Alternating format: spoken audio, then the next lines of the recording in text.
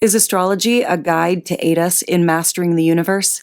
This is the Cosmic Community Podcast with Galactic Ambassador Stacie Dread. What do we have here? We have some questions coming in to the station here. Oh, so cool. Awesome. So I must be getting some phone calls. I'm so happy.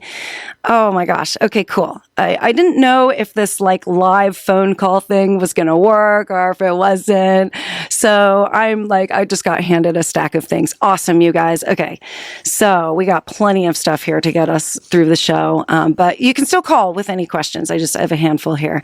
So, if you want to donate online, you can do so, kpov.org. Really appreciate that. And I'll give you a shout out too, if you do have anything to say. But my first question here is, what sparked my interest in astrology? Oh my gosh. Honestly, what sparked my interest in astrology, I don't even know, because I have been reading since I was a kid. The newspaper would come in and I couldn't wait to get my hands on that back section of that paper with the horoscopes, because no matter what I read in that paper, nothing sparked my interest more than the horoscope section. Well, maybe the colored cartoons on Sunday. That was pretty interesting too. But no, the horoscopes, that made most sense to me. And so just realizing that I could get something out of that at such a young age made me put some weight into it, I guess. And then I really didn't study too much with the astrology through college and as a young adult. But then when the pandemic hit, I had a lot of extra time on my hands, just like you. And I took on a COVID baby. And my COVID baby was this radio program. I said, I'm going to get really friggin' good at astrology because I want to offer it up to my community. And I feel like this is something that my community is begging for and needs. And so I was feeling you energetically, feeling you in spirit. My COVID baby is now a young child, and we are nurturing her, and you are nurturing her by being here. Thank you. Okay, next question. Do I have a favorite planet? And why? Which planet? Oh, this is a question from Phoenix? Oh, sweet. You might have heard the intro to my show. Hi, this is Phoenix. I'm hanging with Stacie Dread, Galactic Ambassador. Oh, Phoenix, I am so happy to have your little cosmic drop to be playing on this show. Okay, so your question is, do I have a favorite planet? Jupiter. Why? Because I'm a Sagittarius stellium. And I can't help to just be drawn to my own planet that rules my sign. Every sign has a planet that rules it, and Jupiter rules Sagittarius.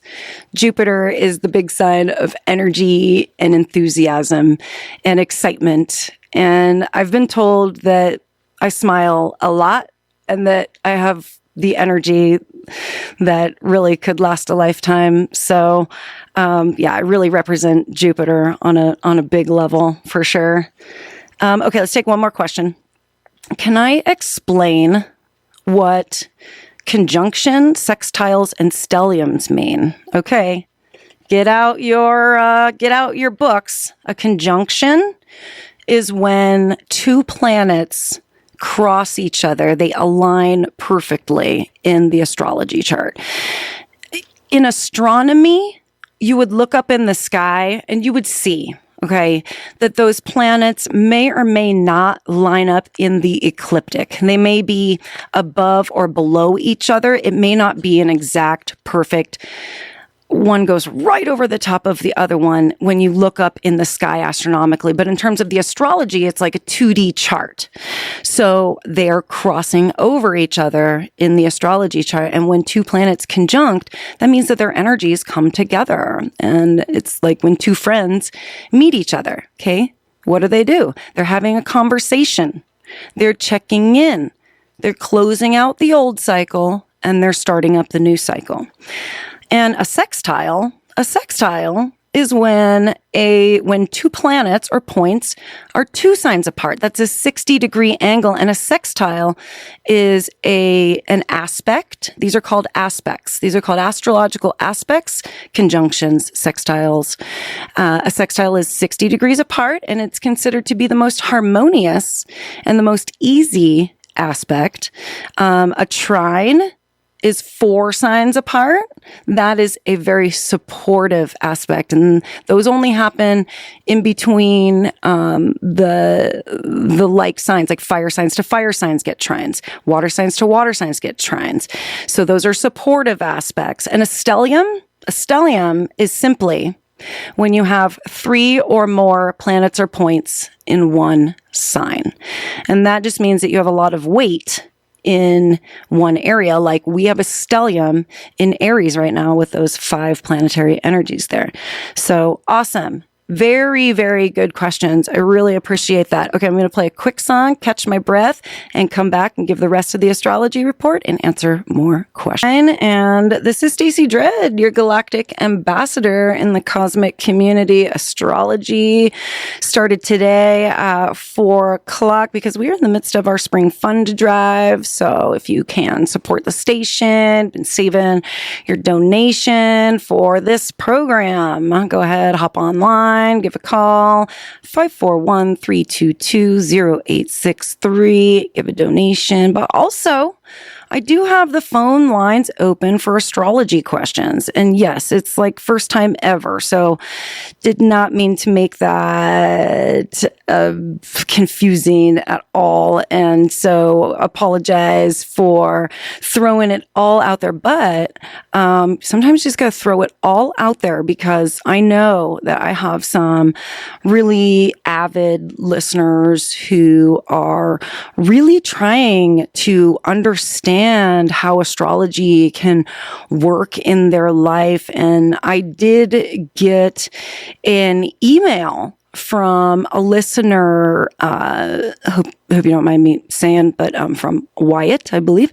And love your question. I tried to already kind of cover your question, Wyatt, and it was about reading the birth chart. So I wanted to try and give you a breakdown about how to even access your birth chart for one. So you can go online, you can print off a birth chart. A birth chart is a map of where all the planets and points were when you were born. And so that says a lot about you, about where, so when, Venus is in a certain sign in your birth chart, it means that you're going to do love and money in terms of that sign. If you have Mercury in a sign in your birth chart, that means that your communication and your mind and your communication methods are going to be ruled by that sign that Mercury is housed in. So I hope that kind of makes a little more sense. You learn what all of the different planets mean, what archetypal energies that they stand for. Mercury is the mind. Venus is our heart.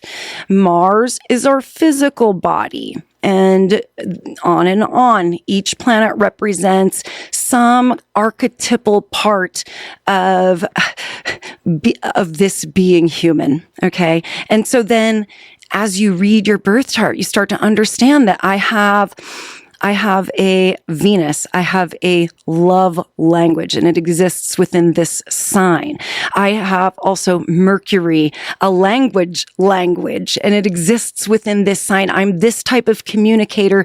I'm this type of lover. When Mars is in a sign, you're that type of person. You use your physical body in the way that sign uses the physical body. So that is a way that you start to put all of this information together. So we can see that we are not just our sun sign, okay?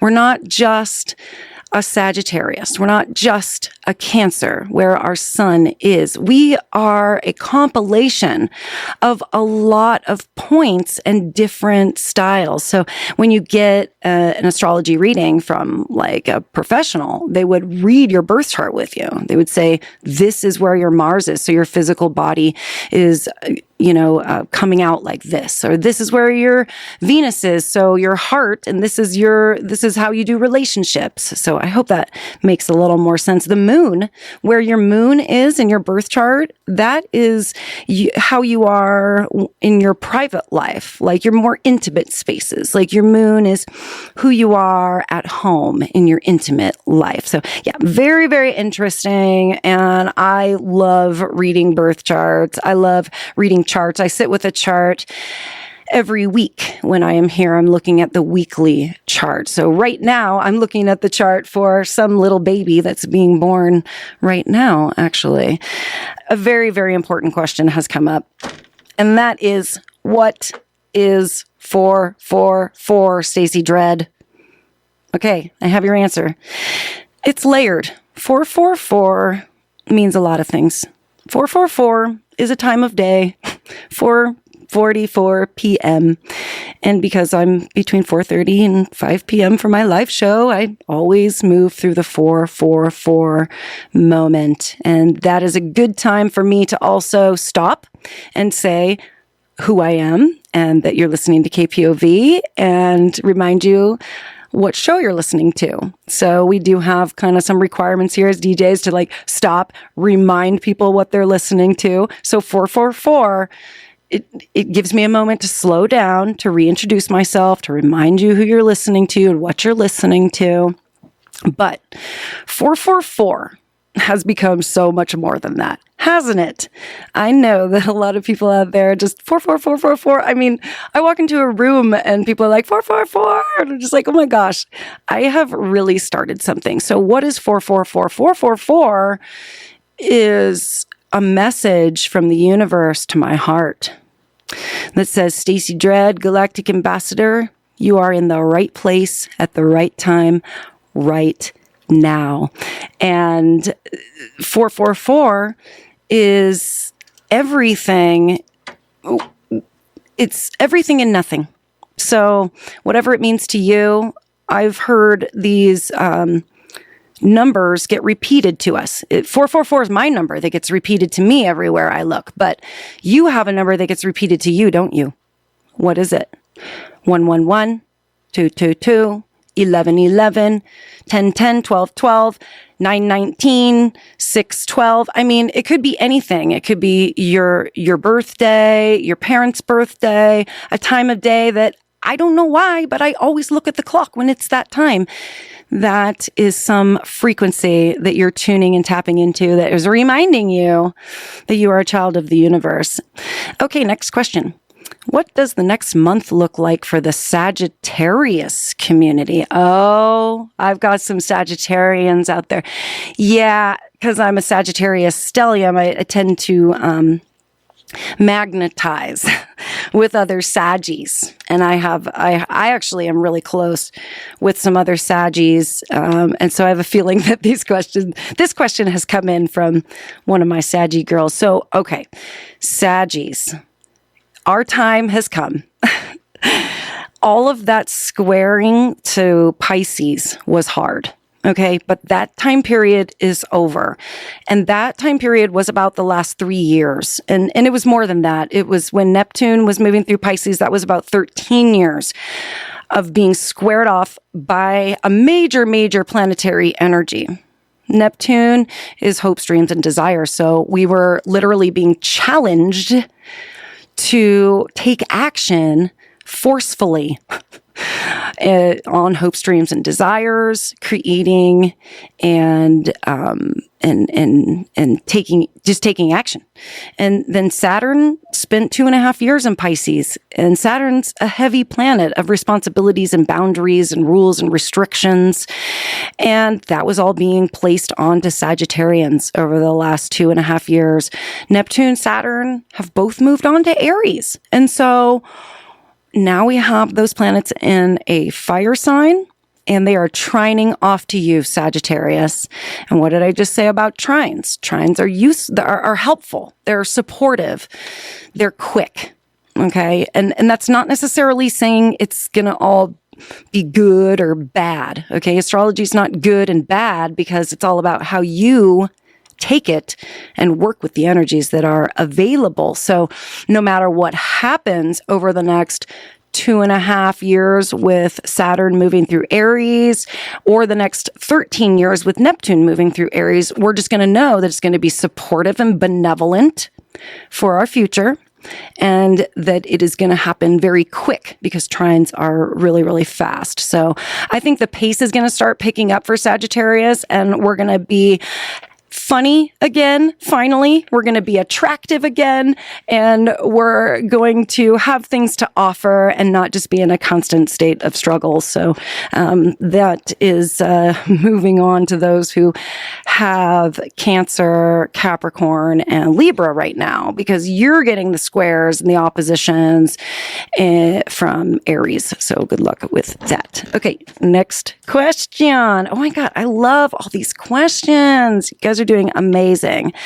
Any advice for a sun sign, Aries with Chiron at 29 degrees Taurus? Okay, so you are saying you are an Aries sun and you have Chiron at 29 Taurus. Oh, well, goodness gracious. Okay. I could, as an astrologer, that's like an hour-long conversation. But 29 degrees Taurus is being drilled down on right now. You're feeling it. Whoever asked this question, oh, it's Peacebird. This is a Peacebird question. Peacebird, you are feeling this 29 degree point right now. It could feel quite critical.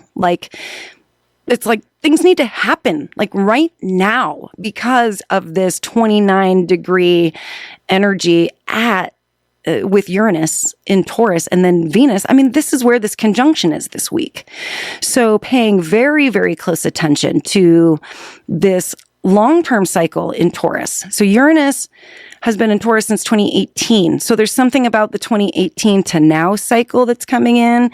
And also with your Aries sun, we are seeing basically every planetary archetype come through and start new cycles on your sun right now and in your home sign of Aries. So go with the new beginnings, I guess, would be advice. Oh, I try so hard not to give advice, but things that are begging to be finished, like those things that you just cannot get off your mind right now, Peacebird, you have to complete them because this is the time. We're not going to see Uranus at the 29 degree point of Taurus anymore for the rest of our lives. So if you need to have a big awakening and a big surprise electric shock, Uranus at the 29 degree point of Taurus, this is the time to do it. And with Chiron there, it's just going to be about healing some of your wounds that you carry into this life with you. And I hope that's helpful, Peacebird. I actually got multiple questions about how do I find a planet or a point in my astrology chart. So let's talk about this again. Okay, so we have an Aries stellium right now in terms of the astrology. So if you have a copy of your birth chart, you would go to the Aries area of your life. The wheel is broken up into 12 sections, and each of those 12 sections is an astrology sign. Aries is the first fire sign of the zodiac, and it looks like a letter V with two horns. It's ruled by the mascot of the ram, actually. So it looks kind of like ram horns, the Aries symbol.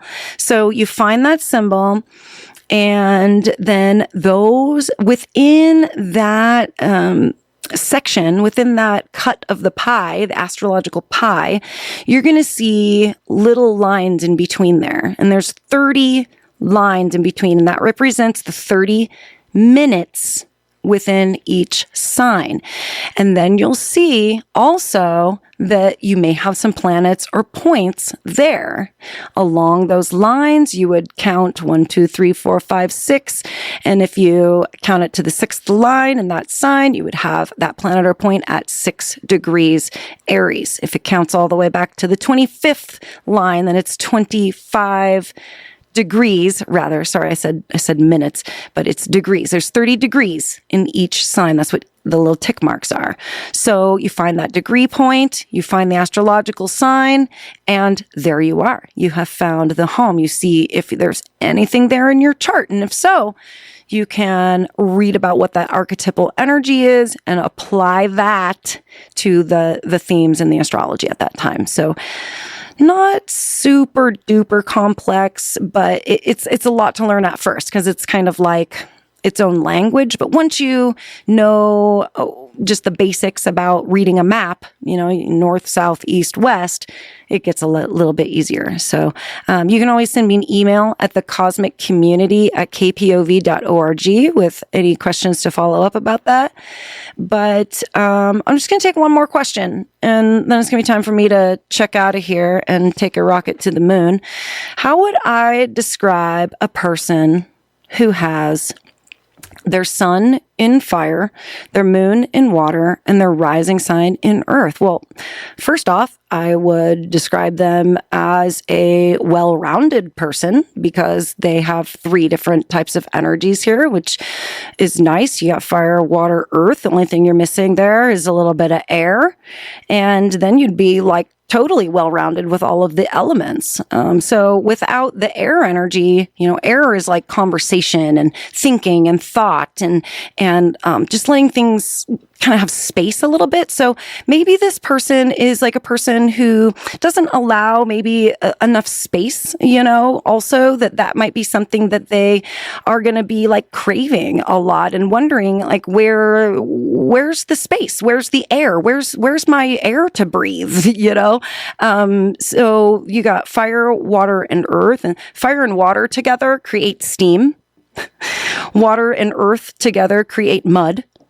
And fire and earth don't really create much of anything. So you got some steamy, muddy stuff going on here. Well, that sounds like a enriching, healing space to me of like healing waters with like mud you scrub all over yourself. You're just like, you're a person who is providing healing opportunities for people, obviously. And maybe you're just a person who doesn't need a lot of space. You just like people around you. Like, I like you and you and you and you and you. And so bring it over here. Let me just put that all over you. Yeah, I like the Sag, Pisces, Capricorn because Sag and Pisces is in a square, okay? But then Capricorn comes right in the middle of those things to kind of help bridge it a little bit. So leaning into the Capricorn stuff is good there. So that's actually the last question in my little stack of papers. So thank you so much for being tuned in to the Cosmic Community today and for being part of the Cosmic Community and also for being part of the KPOV community.